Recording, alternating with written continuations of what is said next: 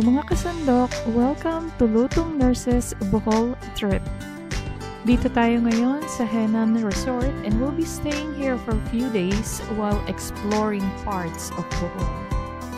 This resort is located at Alona Beach Road, Panglao, which is approximately 4 kilometers away from Bohol Panglao International Airport. Their staff are very friendly. Ito daw ang pinakabagong beachfront resort along the coast of Alona Beach dito sa Panglao, Bohol. While waiting to check in, syempre, assessment muna ng palipaligid.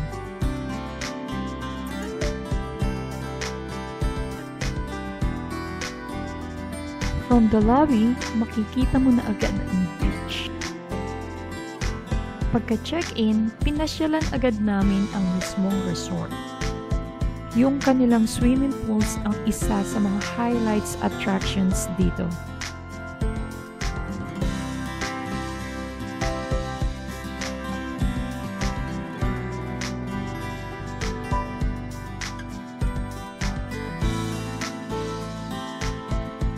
Panalo ang food and drinks nila from the pool bar.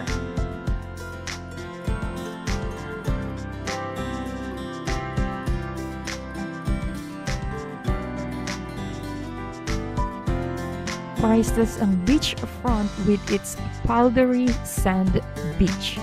Fresh na fresh ang hangin at breathtaking talagang view. No video could ever do this place justice. Ika nga. It's a whole lot of difference kung makikita nyo ito in person.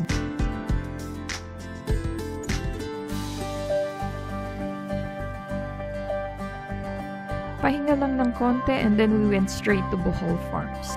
Dati itong Bohol Bee Farm dahil nag-start sila mag-alaga ng mga bees in 1998 at napadami nila ito kaya tinawag nila itong Bohol Bee Farm. At syempre, hindi namin palalampasin ang specialty ng kanilang restaurant gaya ng grilled fish and spare ribs with organic green salad. Panalo ka na sa sarap ng food, panalo ka pa rin sa view dahil ang location nila ay overlooking Bohol Sea. Isa din sila sa naapektuhan ng pandemic kaya unti-unti na rin nilang itinigil ang kanilang bee farming operation. Next destination is Hinagdanan Cave. Made of limestones, it is naturally lit dahil may sikat ng araw na tumatagos sa rocky ceilings nito. Nakamamangha ang cave na ito dahil sa mga stalactites at stalagmites na makikita niyo dito. Ito ay protected by Bohol's Department of Tourism.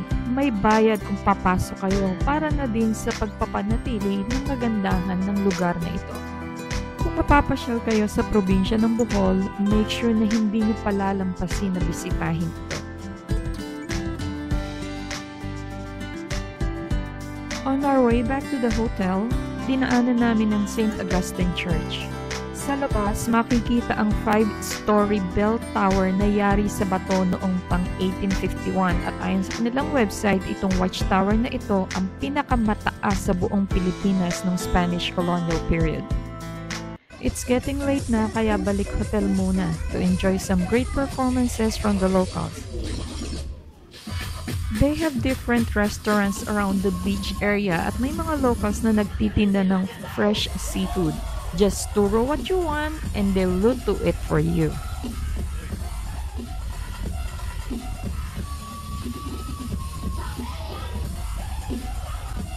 O diba? Ang galing! Pwedeng pang Filipinas Got Talent. The next day, pasyal ulit. Dito naman tayo sa Baclayan Church. Ang sabi, you have never been to Baclayan without seeing their museum, kaya nandito kami. Makikita dito ang historical development ng Bohol. Makikita din dito ang larawan at article noong grabing nasira ito dahil sa malakas na 7.2 magnitude na lindol noong October 2013. Nabuksan lang ito ulit para sa mga parishioners noong February 27, 2018. Nakalarawan din dito ang Boholano faith, devotion, and traditions through the ages.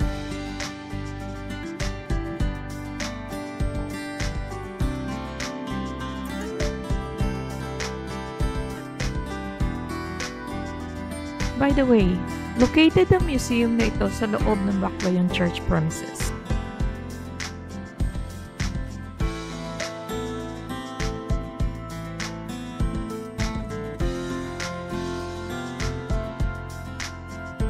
Mga kasandok, if you like this video, please don't forget to subscribe to Lutong Nurses YouTube channel.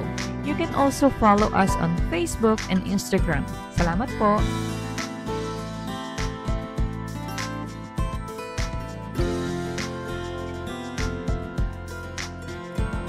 Espesyal po sa akin si San Vicente Ferrer dahil pinangalan sa kanya ang baryong pinanggalingan ng inyong abang kasandok, kaya hindi ko pinalampas na punan ng video ang kanyang imahen.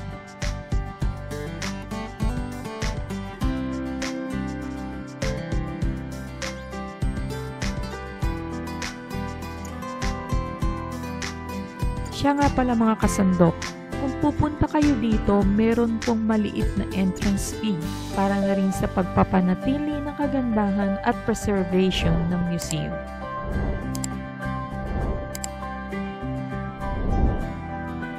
Sa church museum na ito, makikita ang iba't ibang sacred artifact, ancient texts, and powerful stories ng kanilang simbahan where faith, culture, and history of the church and their island come together.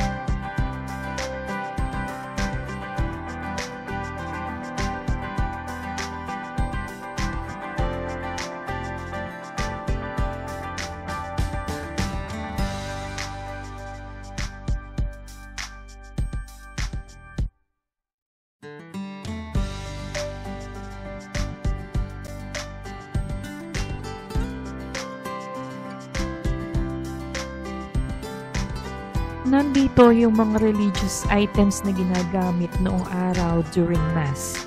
Makikita din dito ang maraming retablo ng simbahan ng Baclayon.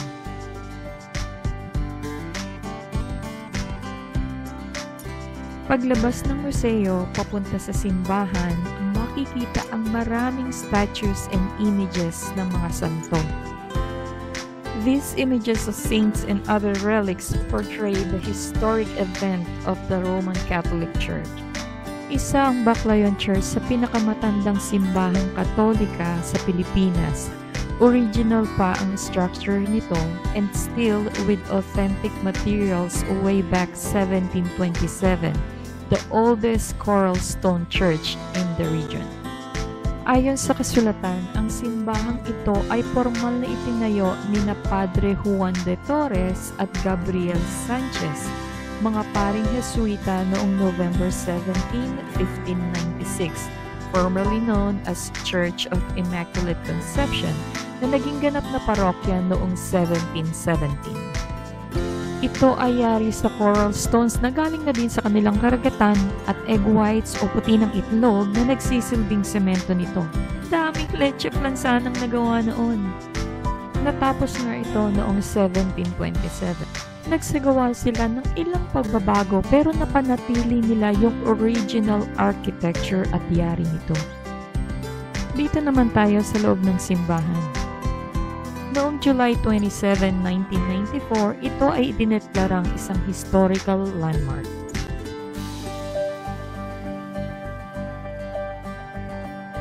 Again, if you're planning to visit Bohol, make sure isama ninyo ito sa lugar na inyong papasyalan.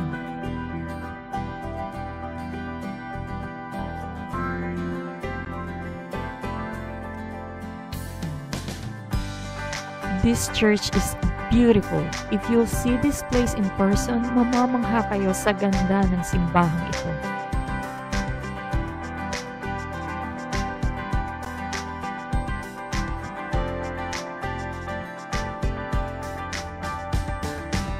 Siyempre, hindi kompleto ang Bohol trip ninyo kung hindi nyo pupuntahan ang popular tourist destination na ito, ang Chocolate Hills. Bago nyo makita ang highlight at panoramic view ng Chocolate Hills, kailangan nyong umakyat ng hagdan. Mga 220 steps lang naman. Paakyat, madadaanan ninyo ang grotto o imahe ng Birhen ng Lourdes at information regarding Chocolate Hills. Ayon sa UNESCO, idineklara ang Chocolate Hills as the country's third national geological monument noong June 18, 1988 in recognition of its scientific value and geomorphic uniqueness. Kapag tag-ulan or rainy season, ito ay nababalutan ng mga damo. However, kapag summer naman o kapag walang ulan, the grass-covered hills turn to chocolate brown na parang Hershey's Kisses. Nabanggit na din lang ang Hershey's Kisses, try nyo din ang local sweets nilang Peanut Kisses. At ito pa ang isang hindi nyo dapat palampasin pag bisita nyo ng Bohol, ang Floating Restaurant Cruise. While waiting for our turn, meron silang entertainment sa isang part ng waiting area. Pwede kayong mag-join magsayo ng tinkling with the locals. Ang galing ni ate! Sana pala sinubukan ko rin para marami akong makain sa buffet.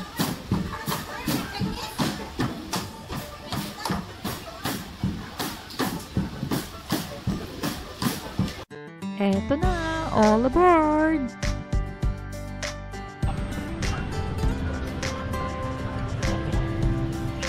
Excited na yung isang nurse for the tour!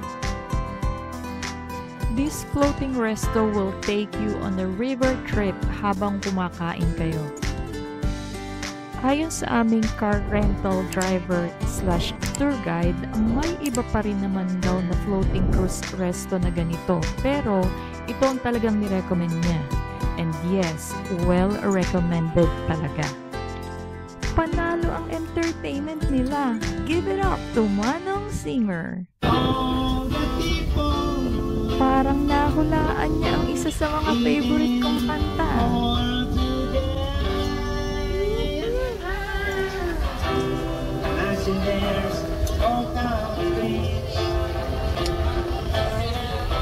It is an art to do. Nothing to kill or die for.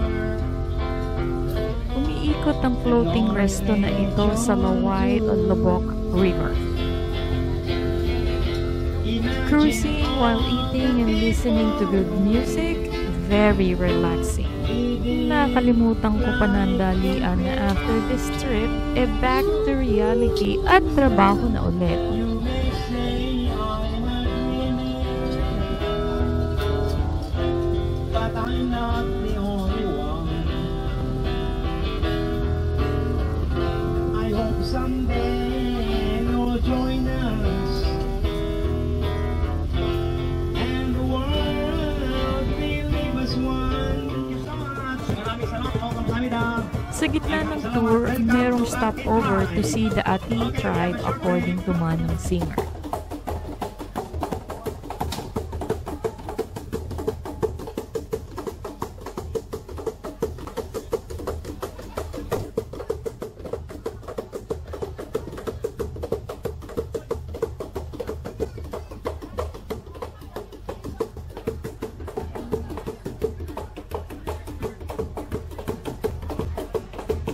Habang nandun kayo, pwede kayong magpa-picture sa kanila. Siyempre, hindi namin palalampasin. Nagpa-picture din kami. One more time, Manong Singer. Top of the world looking down on creation, and the only explanation I can find is the love. Contagious ang awit ni Manong Singer. Napasaway kami sa kantahan. Your love put me at the top of the world. With this perfect view, parang feeling mo nga, you're on the top of the world. Creation, and the only explanation I can find is the love that I found ever since you've been around. Your love put me at the top of the world. Ngayon, pasyalan naman natin ang Bohol Tarsier Conservation Area. Your Bohol trip is not complete without seeing these cute creatures, ang mga tarsiers. Unfortunately, hindi kami nakapag-video dahil guests are required to follow their strict tourist guidelines gaya ng bawal mag-ingay at flash photography. And here's another popular tourist spot in Bohol, ang Bohol Mahogany Forest, also known as Bilar Man-Made Forest. It is called man-made dahil while the trees in the forest are actual trees, itinanim ito as part of a reforestation project over 50 years ago, mainly made up of white and red mahogany. Ang gandang pagmasdan at mafe-feel mo talaga ang biglang paglamig ng temperature ng paligid.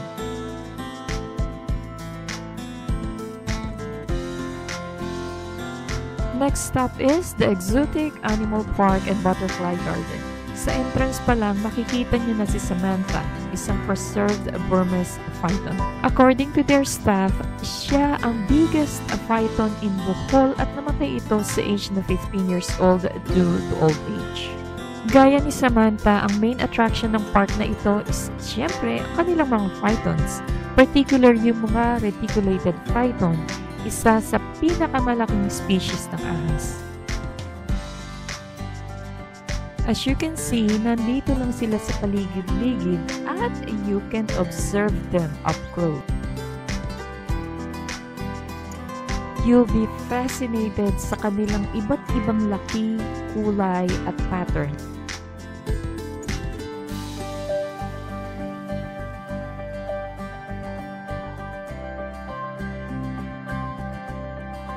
And yes, their staff will let you pet them. For me, it's a no thank you. Kiss mo daw. Kiss din ako.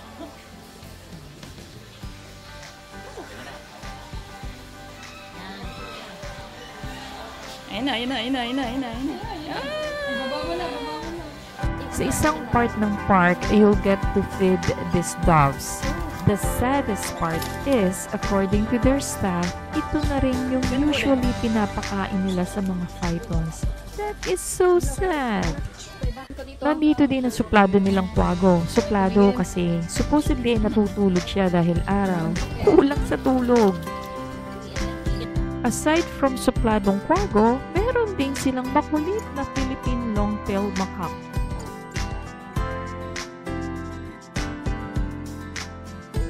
At eto naman ang nagpapa-impress na peacock. Eksakto! Nung pagdating namin, mukhang nangliliga.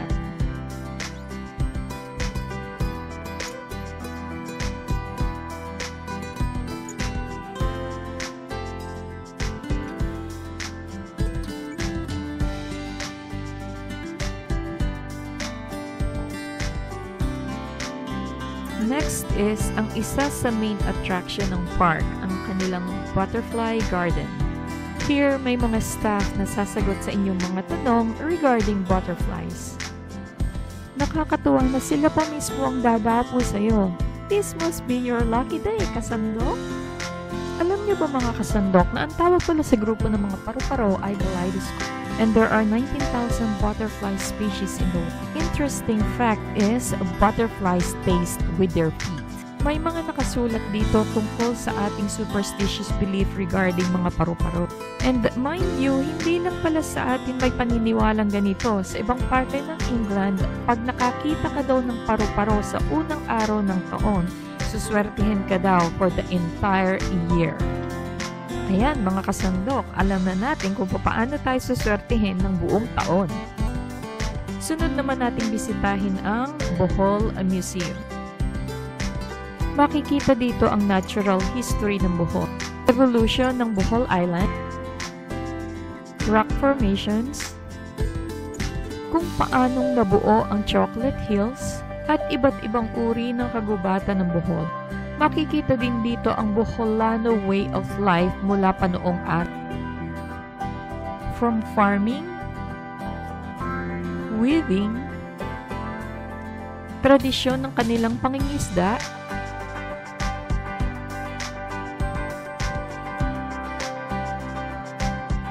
ang kanilang paraan ng paggawa ng asin, pati na rin ang paraan ng paglilibing nila gamit ang wooden coffin at malalaking banga. Napaliligiran ng Bohol ng mayamang marine ecosystem. Nandito ang iba't ibang uri ng hayop na makikita sa Bohol that includes a Philippine long-tailed macaque. At syempre, hindi mawawala dito ang Philippine tarsier. Makikita din dito ang mga simbahan ng Bohol, some religious pictures, images, sculptures, and arts.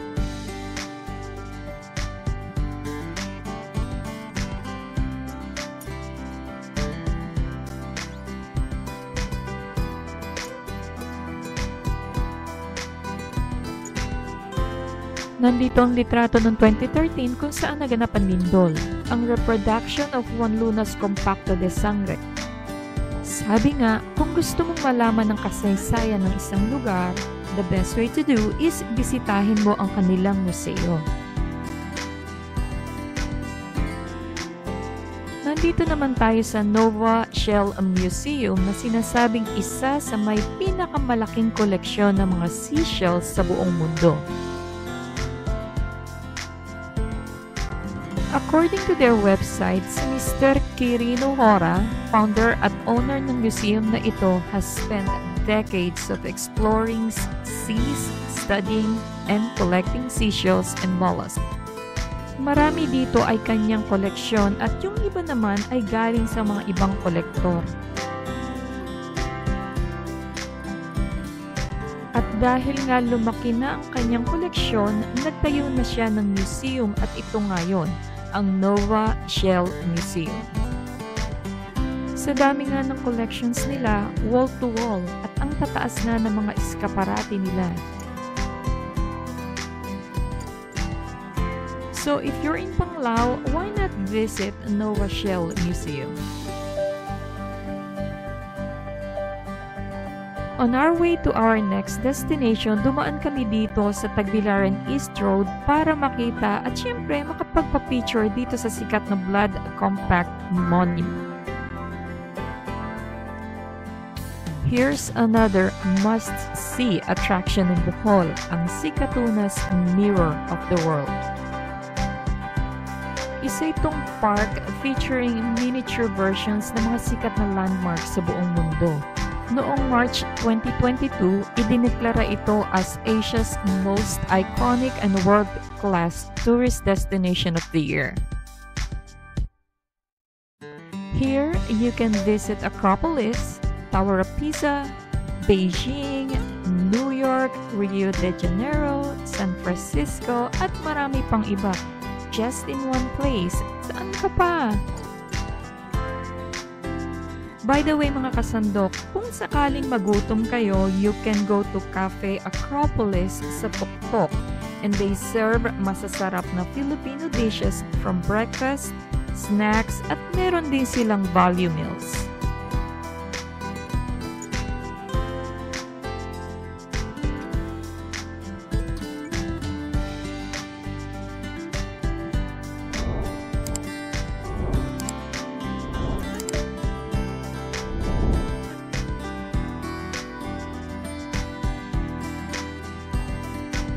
Katulad din sa Singapore, dami ding nagpapapicture dito sa kanilang marine statue.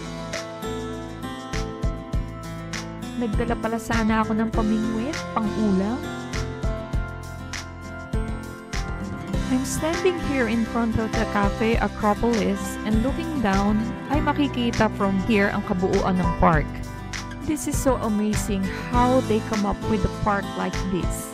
O diba, isang hapon lang nakalibot na tayo sa halos buong mundo. Actually, hindi pa daw sila tapos. Meron pa silang itatayo gaya ng Our Lady of Mount Carmel, Reclining Buddha ng Bangkok, Great Wall of China, Hobbit Hall ng New Zealand, at marami pang iba. Before heading out to the airport, one last food trip tayo mga kasandok. Dito tayo sa Common Crew Coffee Roasters and Brewers. Their coffee and drinks are so good as well as yung kanilang famous grilled cheese sourdough sandwich. The owners are very friendly at binigyan pa kami ng kanilang stickers na sila din ang nagde-design. And of course, bumili na din kami ng pasalubong gaya ng kape nila at souvenirs na sila din ang gumagawa. And that concludes our Bohol trip. Thanks for watching at hanggang sa susunod nating mga biyahe mga kasandok. Again, please don't forget to subscribe to Lutong Nurses YouTube channel. Follow niyo na rin po kami sa Facebook and Instagram. God bless!